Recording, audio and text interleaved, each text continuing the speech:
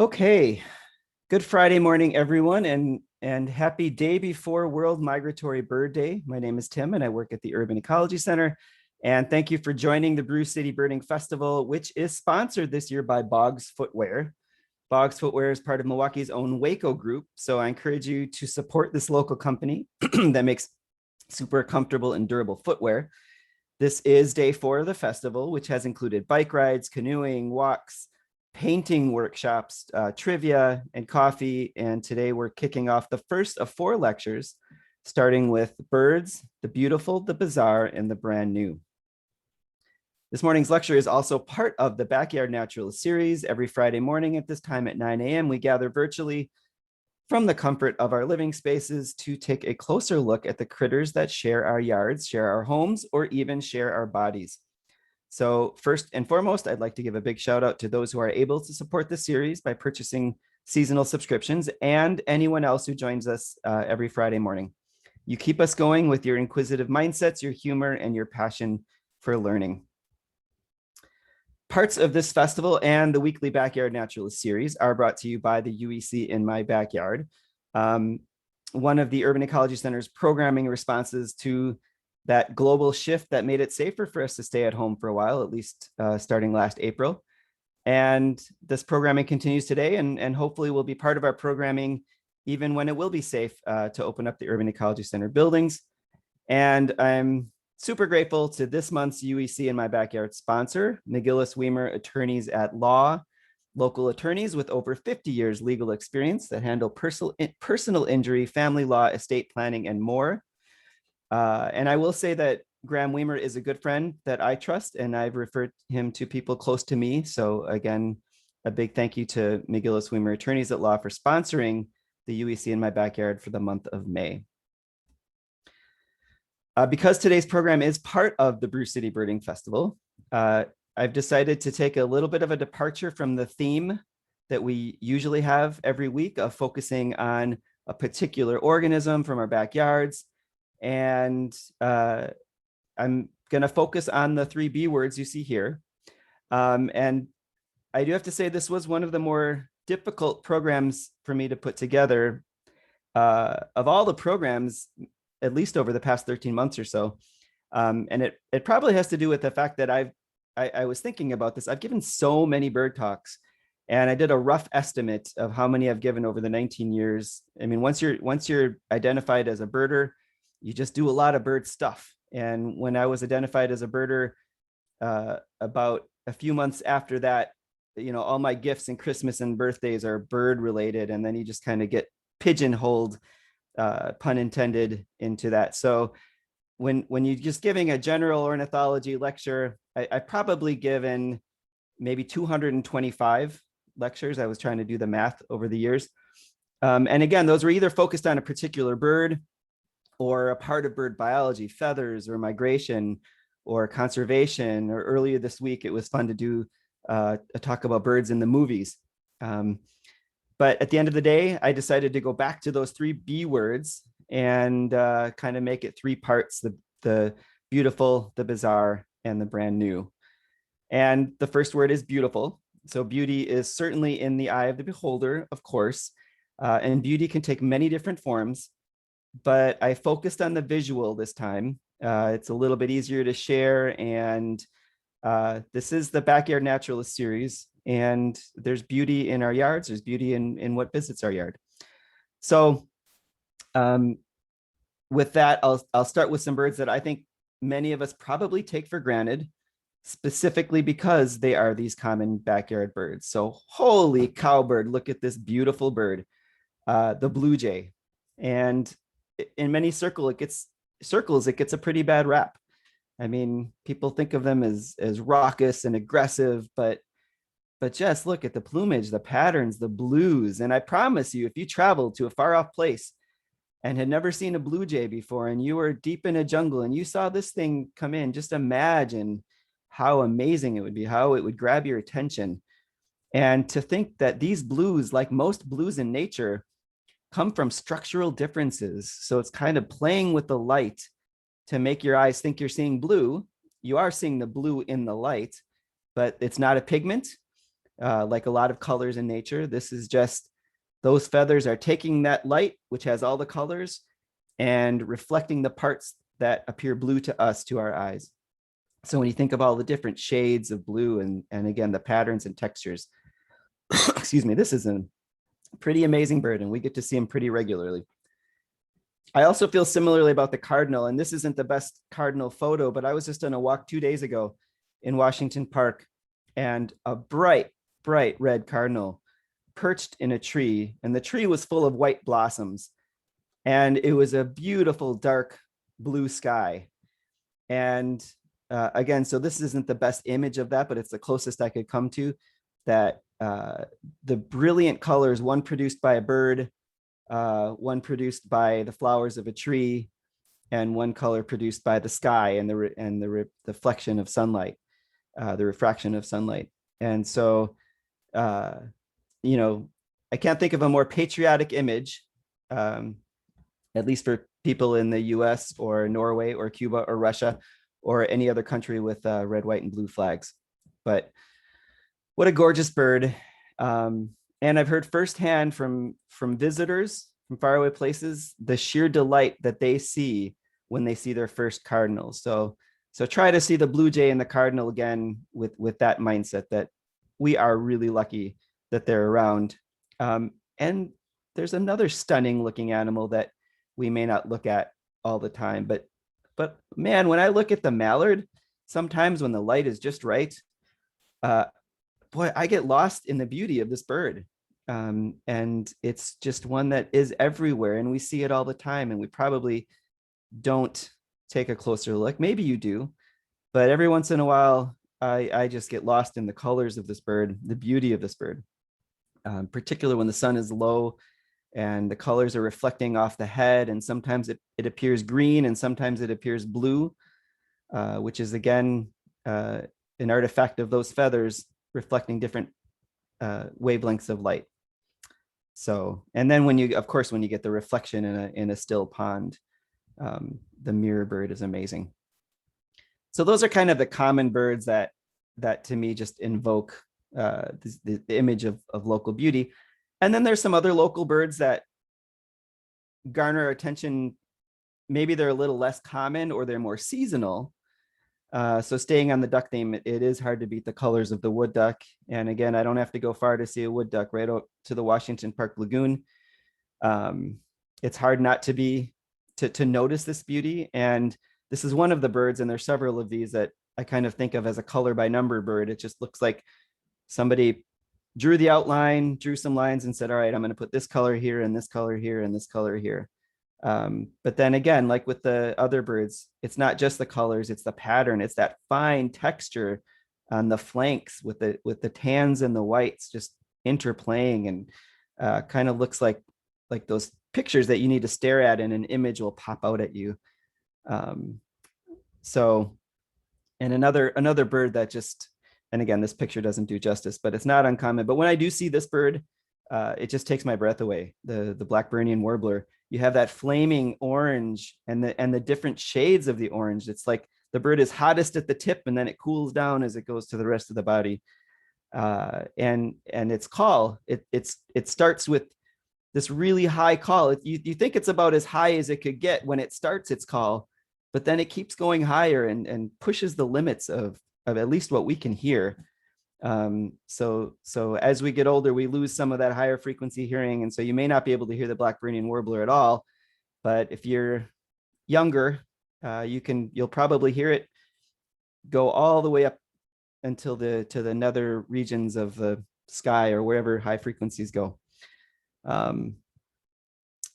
And another local bird that I think people do generally get excited for is the rose-breasted grosbeak, with that dark scarlet patch on its chest, the jet black on the head, contrasting with the white body.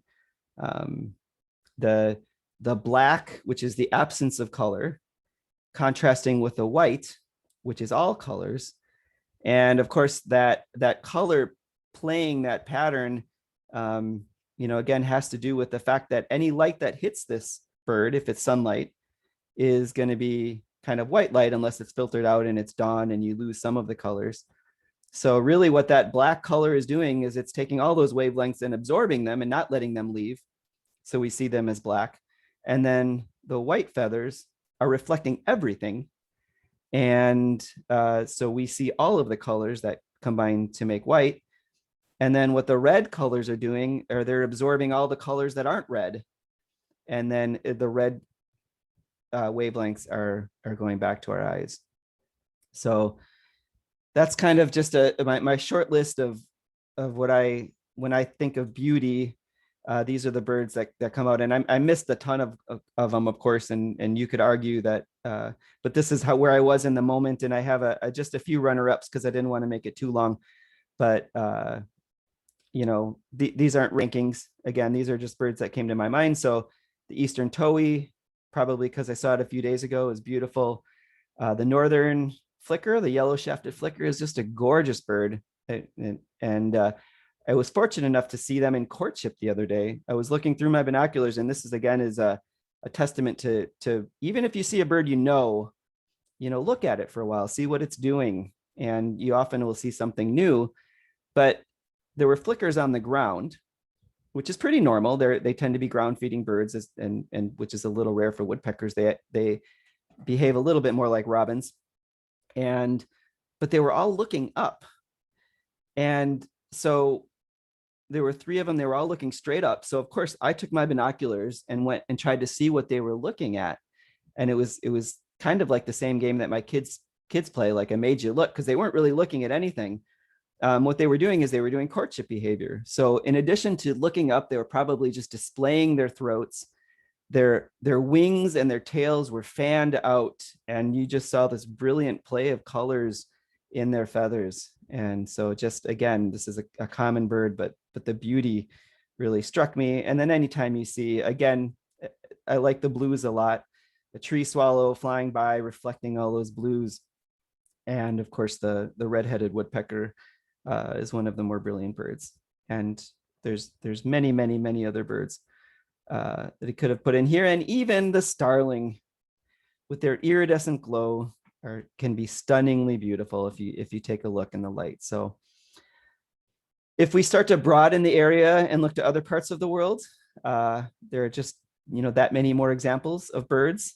And it's probably hard to surpass the birds of Southeast Asia into Australia, starting with the peafowl. And they're very bizarre but beautiful courtship dance, and how they combine the elegance and the grace and the stunning colors and the way they wear them and the way they shake their feathers. You can't really beat that. In addition to being some of the smartest birds, parrots and macaws in particular make their presence known with these rich and beautiful colors that keep you enraptured. I was lucky enough to see a flock of blue and yellow macaws on the upper right flying over the horizon, and they were flying in unison, which meant that anytime their wings were down, the whole flock appeared blue. And then when they put their wings up, the whole flock appeared yellow. So it was this moving, changing color picture. Like when those pictures, you kind of move and things change based on the angle. And the flock went blue, yellow, blue, yellow, blue, yellow as it was going by. Of course, I said beauty is in the eye of the beholder. And when these birds open their mouths to talk, it tends to be a little more raucous and unpleasant, at least to many of our ears. But in terms of visual beauty, they have it. Then we have the fruit loop birds, the toucans, excuse me, which seem to really defy physics when they fly. Like, why, just like, especially that bird on the bottom, why it wouldn't just tip over. But again, it looks like, you gave a kid a canvas of their bill and had them paint. Those bills, incidentally, the structure of those bills are studied by human scientists. One of our categories in trivia last night was biomimicry, and how human scientists use nature to help them design things for humans. So one example is the Japanese bullet train. The front of that train, the scientists were studying the bills of birds and how they move through the air, and they took that what they learned from that and put that into the design of the train. And because the bills of the toucans are so light, but so powerful, the structure of that bill is used in material design and engineering for humans. Then we're going to go to the very beautiful pigeon. We had the fortune of learning about pigeons from Miguel in one of my absolute favorite talks last week. And so you can imagine how beautiful pigeons are. And here they are. They're not a bird we tend to associate with beauty, but you saw from Miguel's pigeons last week. And when you start to look at some of the variants of pigeons, the species, they definitely hold their own. Birds of paradise, I'm not even going to try. They hold quite a unique place where beauty transcends with the bizarre, and particularly when you add in their movements. And there are plenty of YouTube videos on birds of paradise where those three interplay in a magical way. I also just watched, I think it's called The Dancing Life of Birds or something to that effect on Netflix, which isn't the best nature documentary in my opinion, but you do need to watch it for just some of the shots, some of the footage in that is pretty amazing. And they of course put it to music, so that adds to the effect. Hummingbirds also flaunt their magic with these light catching colors, and kind of like with the mallard, if you look at, even you take our ruby-throated hummingbird just hovering in the air and you see that bright red gorget, and then the hummingbird just moves slightly and the red disappears, because it's really the play of the light and the reflection. And so if that hummingbird wants somebody to see those brilliant colors, like a female, they will orient themselves so that female does see that. But if it's a predator or something else that doesn't want to see it, it's not going to try to flaunt that everywhere. It's going to try to kind of aim those colors in certain directions. And millions and millions of years of evolution in all birds have produced some really bizarre color patterns and behaviors and structures that I think we could all call beautiful. And just when you think you've seen it all, here comes the golden pheasant of Western China, which is a cousin to our also beautiful, if you look at it, ring-necked pheasant.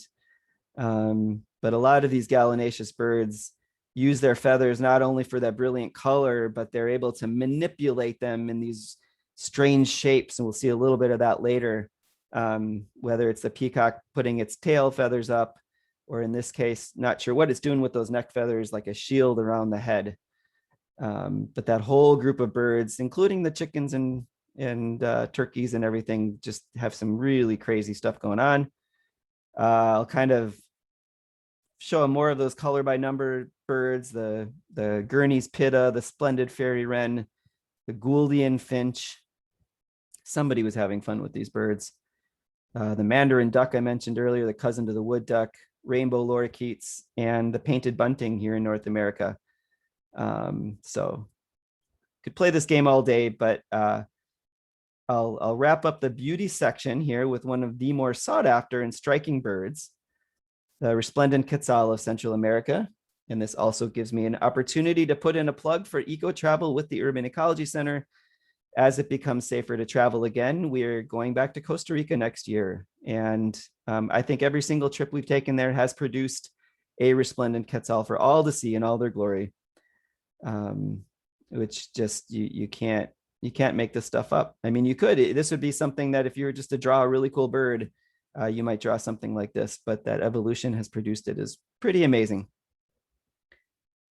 All right. So now we're going to move from the beautiful to the bizarre. And there is still beauty in the bizarre, of course, and that beauty is interwoven in many ways. And for this, I limited myself to 5 because oftentimes you have to actually see them, which means we'll have to play a few videos for their bizarre behavior. And so I needed to put some limitations, couldn't be a top 100 list, but we'll start closer to home in Wisconsin. This is the greater prairie chicken. The Urban Ecology Center has also led several trips to central Wisconsin, And for those of you who've been on those trips, it involves waking up at 3 a.m. in your hotel or your campsite, because we have to get to blinds before sunrise on the lecking grounds of the greater prairie chicken so that we can witness one of the most bizarre courtships in all of the bird world. I've talked about the greater prairie chicken many times, and you can look up greater prairie chicken on YouTube. But to my delight, I found that the lesser prairie chicken, which was kind of new to me, it's not lesser in any way with its courtship dance. But here, let's take our first video break and look at the lesser prairie chicken lecking. You may need to adjust your volume when I play this.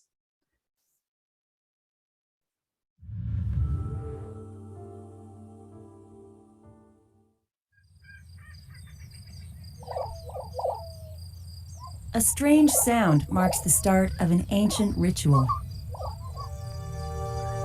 Every morning of every spring, a few special places in the southern Great Plains become dance floors and battlegrounds.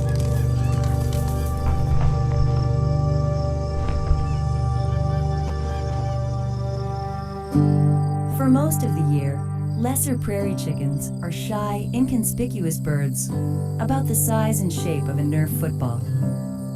But for a few weeks each spring, they become a spectacle.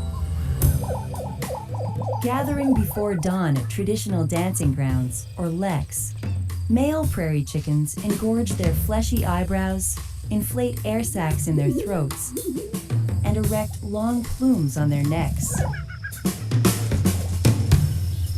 They stomp their feet up to 17 times per second, like a drum roll to draw attention to their booming calls.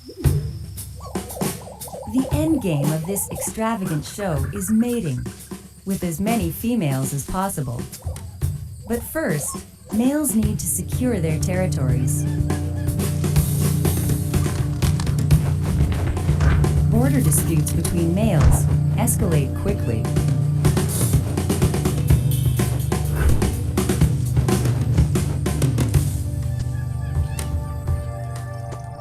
When a female arrives, she gets every male's attention. She's here to shop for genes, the best genes for her future offspring. She'll raise her chicks on her own, so all she needs from a male is the best sperm she can find. She considers all of her options. Unfortunately for the chosen male, even catching the fancy of a discerning female is no guarantee of success.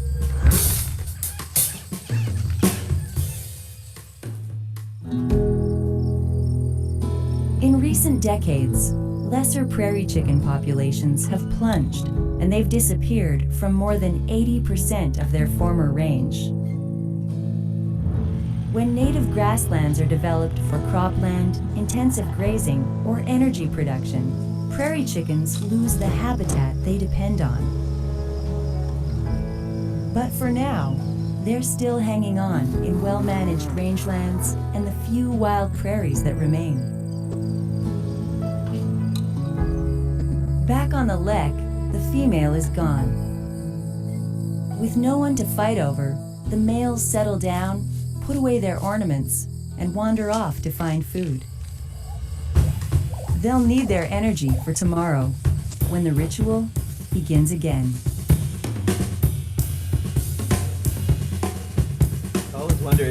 I always wondered who gets to produce the soundtracks for these clips, but this one was a good one with the drums. All right, next on our list of bizarre birds is the horned screamer. There are 3 screamer species in the world. The horned part of its name comes from the projection in its head, which is not a feather. It's actually, and this is very unique in the bird world, it's a structure made of keratin, like a fingernail or something like that. And it's actually loosely attached to the skull. And of course, it's called, in addition to being called a horned bird, it's a horned screamer. So why is it called a screamer? This is another group of birds that it's easy to get lost in the YouTube world on, but I'll play one of my favorites here.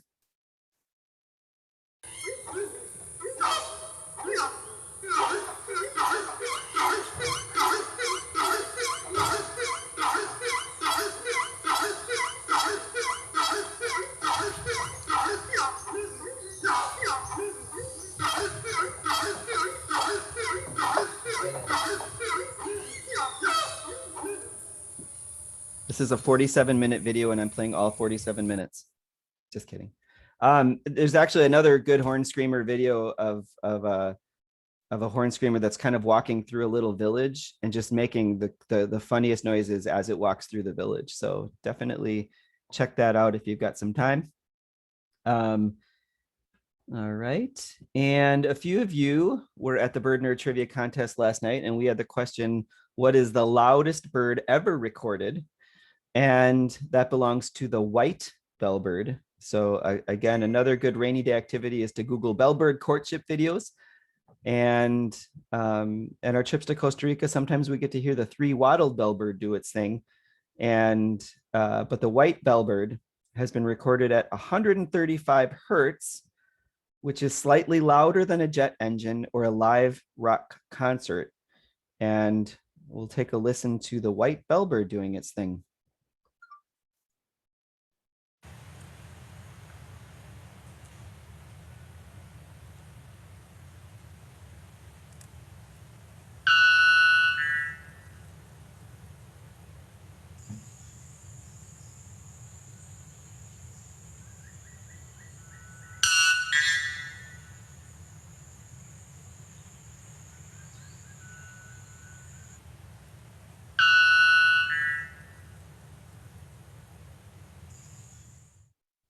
And what's really cool about, oh, go ahead. Tim, someone's wondering where are the screamers found? The screamers, I believe, are in. I'm trying to look at Mitch, but he can't see me. I think they're in Africa.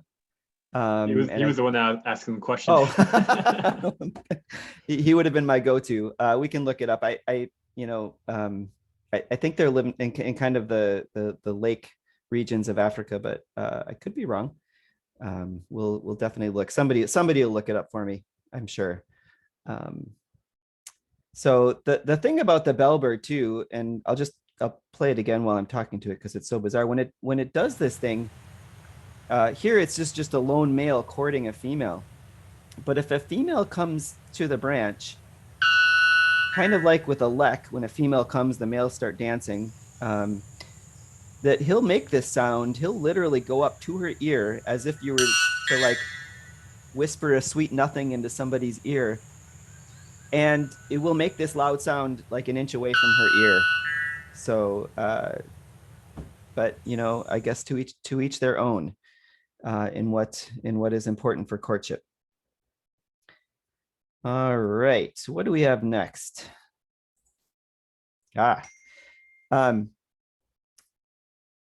This I don't know, this I say this a lot. You probably hear me saying favorite bird, but this might be one of my favorites.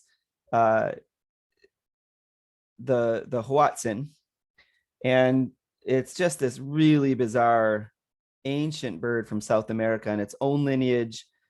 Sometimes it's known as the skunk bird or the stink bird. It's the only ruminating bird with a diet of mostly leaves. You'll see that in the video. But unlike cows, where the food, the food sits in one of its stomachs for a while, and the fermentation happens, the bacteria, and then the cud comes back and it chews it again. The hoatzin does that too, but instead of going into its stomach, it goes into a really large enlarged crop at the base of its throat. It doesn't actually enter its stomach. It goes in that crop for a while, and that's where it ferments. And that's one of the reasons that this bird has this putrid smell. And for those that are living off the land, the hoatzin would be like a last resort if you had to eat something. It'd be, I don't know, maybe equivalent to a skunk here. I don't even know if people eat skunks. But it just has this awful putrid smell apparently when you get to it. And it makes me think of Al Sherko when Al Sherko banded a kingfisher once. He said as soon as he brought the bird up to start looking at it, it's like a woof, like because the fish smell on that bird's, coming from that bird's bill was pretty strong and powerful. And so I imagine holding a hoatzin might be pretty difficult without something filtering the odors. Another really cool thing, unique thing about this bird is that I'll say in birds in general, just during, it all comes back to the fact that we're looking at dinosaurs is crazy. So this is a branch of the dinosaurs, and what this bird shares with some of the earliest, or some of its relatives, so to speak, the common ancestors, is that these birds retain a claw, actually a couple claws on their wings. So when you look at a really young Hoatzin, you're actually seeing some claws, and it does look like a dinosaur. And the reason that they have those claws, there's a good video that David Attenborough does on this, is that they're on these kind of vegetative islands and rivers surrounded by water for protection. And sometimes a young bird, as it's out exploring the nest, will fall into the water, and then there's caiman and snakes and things that could eat it. So it has to get up pretty quickly, and it can't fly. So it uses those little baby claws to kind of climb its way back up into the nest. It's really just quite an amazing bird. And so we will also watch a short video so you can just see how bizarre this bird is. The flying cow.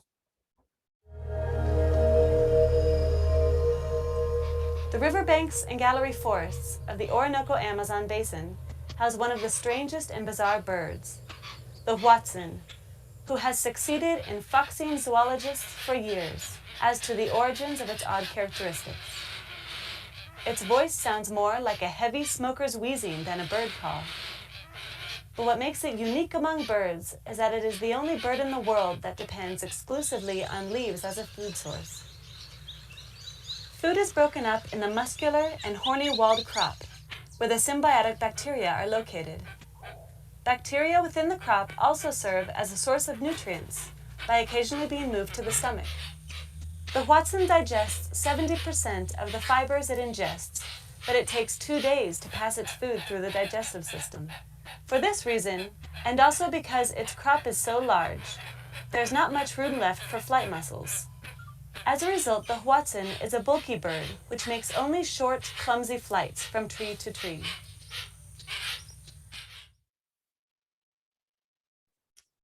All right. And we're going to round out this top 5 bizarre birds with the shoebill, sometimes called the shoebill stork, which is a highly sought after, which is highly sought after by bird watchers visiting East Africa. And it's called the shoebill stork, but it's actually more closely related to pelicans than it is to storks. And to me, if there is such a thing as intelligent design, this bird was definitely designed by Jim Henson. And again, watch videos of shoebills if you have some time. It's just the way they move. It just looks like it's thinking, and it's so comical, really like a Muppet. So here's a short minute-long video of the shoebill with a vocalization thrown in.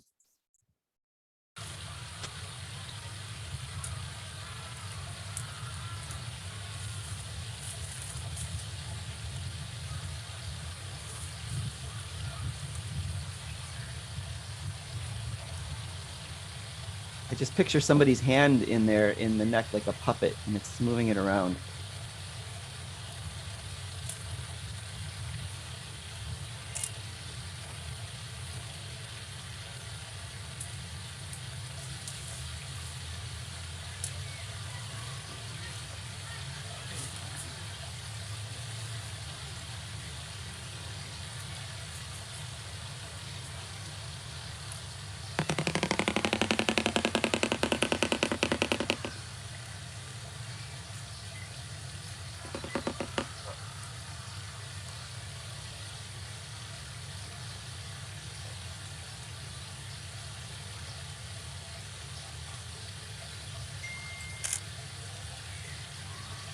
I just love that bird.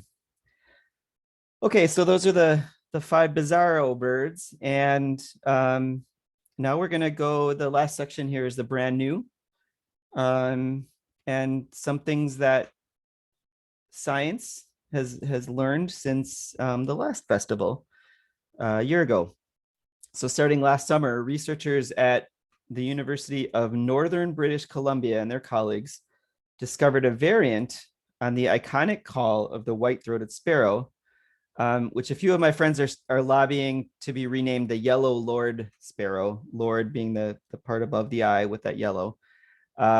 It may be one of my all-time favorite bird songs because I associate it with one of my favorite places that some of you on this call have been to up in northern Wisconsin, particularly in August.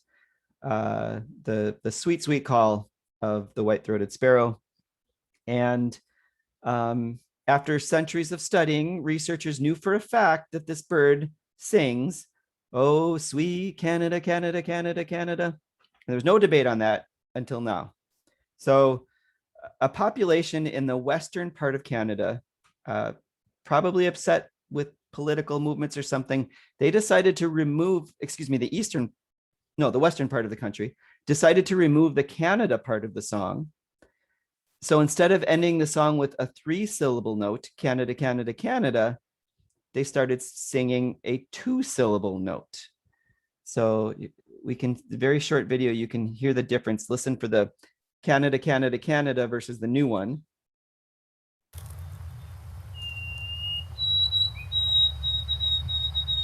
One, two, three, 1, 2, 3. 1, 2, 1, 2, 1, 2, 1, 2. So the first two songs, sometimes it goes up, oh sweet, sometimes it goes down, oh sweet. But that alone isn't a big deal because you have variants on bird songs all the time. But what was a really big deal is that this variant of the song went viral, and it spread quickly to neighboring populations through a process of learning and borrowing. Nearby populations of the white-throated sparrow also started doing that 2-syllable ending. And then very quickly, at least in terms of bird cultural evolution, this new variant, in a matter of 19 years, spread all the way from the East Coast or to the East Coast. So now millions and almost all of the Canadian white-throated sparrows have dropped the Canada from their song. It probably replaced it, with a 2-syllable. So it's probably now going to be, oh, sweet bacon, bacon, bacon, bacon, bacon, or something. That part hasn't been confirmed by linguists yet, but it's kind of sad to me because I love that 3-syllable sound. And pay attention next time you hear a white-throated sparrow because it spread so quickly up in the north. I would imagine it's also going to start heading south of the border. So it may be kind of endangered variant of the call. Who knows? We'll see. It could change. Things in the US are a little bit different than things in Canadian land. So we'll see what happens. But it'll be fun to pay attention and see over the next few decades. All right. Cornell Lab of Ornithology study published in the AUK determined that the 2 species of orioles that replace each other in the middle of the country and have long provided debate over whether they are indeed 2 separate species.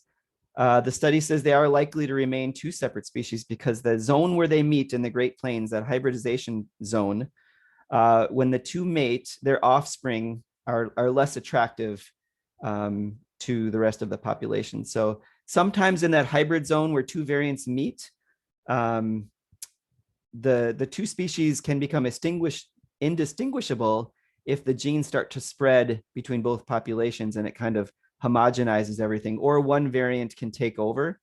But for those of you who have both of these on your life list, there's not much of a worry that you'll have to remove one of them if they lump them, because the hybrid zone is reinforcing keeping these species separate from each other. And it also reinforces the fact that they are likely 2 different species, since the genes themselves are not crossing the populations. You do have hybridization occurring, but those crossing genes aren't spreading either way. So at least for now, they're probably the Bullock's oriole in the west on the upper left and the Baltimore oriole on the right are likely to remain separate. And researchers at Monash University in Australia this winter published a study that looked at the brilliant colors of the superb fairy wren. The superb fairy wren made the cut of the most beautiful birds in Tim Vargo's 2021 presentation of birds, The Beautiful, the Bizarre, and the Brand New, which you can watch right now live or later on YouTube. And they discovered that this bird does not fit the pattern you typically see in birds that maintain those brilliant colors. So in many cases, the deep reds or the brilliant blues indicate the health of usually a male bird, just like in the leks with the prairie chickens. The better their dance, the better that they performed, usually indicate healthy genes. And that's what the female is looking for, female choice, to spread those male's genes to her offspring. And so in this case, the brilliant color of the males has no indication of the health of that male. And so it's likely staying in the population because females still prefer it, but it's starting to lose that value, that information value to the female, because a bird that's, in poor health is going to look just as bright as an individual male that's in good health. And so there's probably not going to be the pressure to maintain that beauty.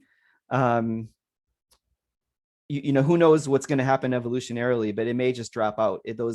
Because it does make that bird, more apt for, or more susceptible to predation. But at least in the evolutionary history of this bird, they've kind of lost that crucial piece of information that likely is the reason that it evolved in the first place. So that was a recent study that's gonna, again, we'll see, and maybe in a couple thousand years we'll know what happens to those birds. Although it can happen, evolution in small birds like that, as we've seen from, Darwin's finches, can happen more quickly than that. If you were paying attention to the birding community in Wisconsin last year, you were probably alerted to the presence of a black-bellied whistling duck in a couple locations, including the Washington Park Lagoon. And it's noteworthy because these individuals are way out of their typical range. So these vagrants occur just about every year. We can't necessarily predict which species will do this, but we can be sure that a few species every year, like a varied thrush showing up in Wisconsin, you'll see birds way outside of their range. And this past winter, an international team of researchers were studying the reed warbler in Europe. And they determined that when birds like this, at least with the reed warbler, when they get blown way off course, like those other birds, usually it's likely because there's a storm or a weather front that pushes them, or they just get lost. And so they end up way far away from where they're supposed to be. But they found out that the primary way that they use, the primary method they use to get back on track, to back where they're supposed to be, is the Earth's magnetic field. They don't know the exact mechanism, but it could be similar to how birds learn song. So when a lot of birds learn song, they hear their parents sing the song, or sometimes a neighbor, and that imprints, and they get a template in their brain. And so that's kind of set early on. Then once that's set, then they start to try to mimic the template they have in their brain. And that's when you hear birds kind of sounding funny, because they're trying to learn their call, and they're not playing back a song they heard earlier. They're matching that song that they produced with that template in their brain. So they're just trying to get it closer and closer until the two match up. And it could be similar, according to these researchers, it could be similar to how when you learn a song at a crucial age, you also might be imprinting on the magnetic properties of the place that you are now. There's declination, there's where you are according to that magnetic field is going to produce different magnetic characteristics. And so you kind of get used to either a location or a set of locations if you're migrating. And so if they get blown way off course, it could be that they feel that the magnetic field is way off, and they want it to get back to what they have imprinted on them. So it could be a game of hot or cold. Like, well, if I know this way, I'm getting closer to what it should feel like. And if I move this way, I'm getting farther, like hot, cold game you play with kids. And then eventually they start to feel like, oh, this is getting closer and closer. And then they are able to find the place where the magnetic field feels most comfortable to them. So really bizarre potential. I mean, anytime you have a bird that, or any animal that senses the world differently from us, it just blows my mind to think how they go about life and day-to-day life, and anyway, for some it might be like, you're trying to find the right temperature, so you move outside or inside, or this is too cold. That I can familiarize with. Like, I want to get to a comfortable temperature. I can't familiarize myself with wanting to get to a comfortable magnetic field orientation. And then finally, in a study published just 2 months ago, researchers at Penn State University found evidence of mummified birds in northern Chile, in the driest desert in the world, that once housed an oasis community between 1100 and 1450 Common Era. And this is supporting that the indigenous people of the Atacama Desert not only mummified birds, but also kept them alive and transported them on long journeys. So they were likely valued for their feathers and some kind of spiritual value. They were found in burial context, preserved in leather boxes or other protective materials. Sometimes they were mounted with their wings spread before they were preserved, which likely had symbolic value. Most of the birds were macaws and parrots from the Amazon region that likely accompanied llama caravans and were transported hundreds of miles. And the other cool thing is that researchers discovered that the birds were eating the same diet as the people who kept them, the agricultural people that kept them. So they were eating their grains, and they were also feeding the same grains to these birds. So that's my version of birds, the beautiful, the bizarre, and the brand new. I hope you came away with some bit of random information from the talk today. And if you're thinking to yourself, wait a second, I need to hear David Attenborough's voice again, I will end this clip with his amazing series, The Life of Birds. Probably watched this particular video 100 times, and it's possible that many of you also have. But on the off chance that at least one of you has never seen this, it's worth it to play it again. And I certainly enjoy listening to it again. So here's a clip of the birds, the bird world's one of their most amazing mimics, the lyre bird. Classic clip.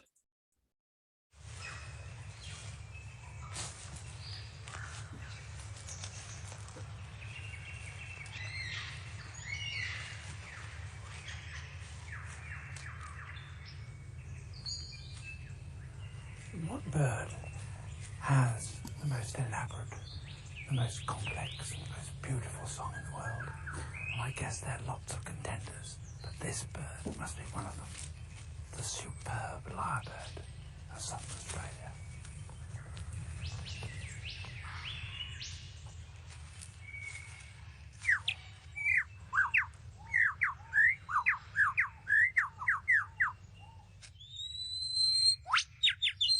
He clears a space in the forest to serve as his concert platform.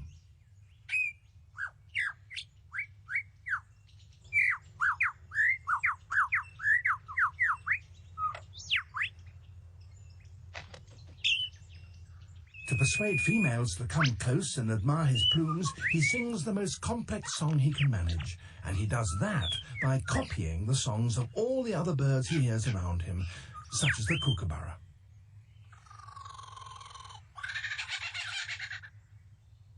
It's a very convincing impersonation.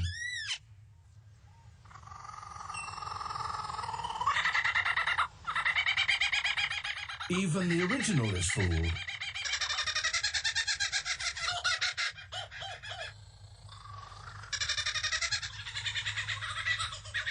He can imitate the calls of at least 20 different species. He also, in his attempt to outsing his rivals, incorporates other sounds that he hears in the forest. That was a camera shutter.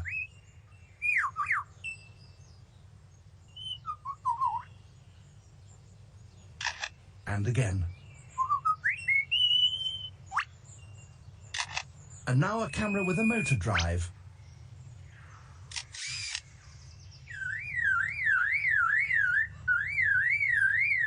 And that's a car alarm.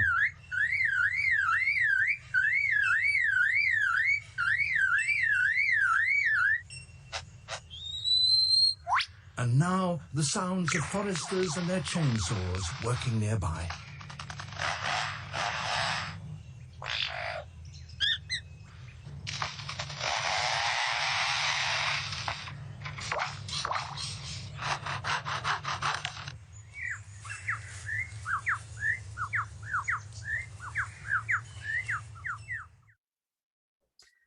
Just realized watching that clip that it's really dating ourselves, because what's a camera like with a drive that doesn't exist anymore?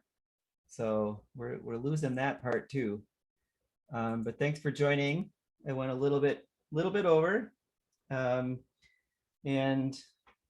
I encourage you to get out today. It's beautiful, and check out some of the other talks, particularly tonight's keynote talks. I'm really excited.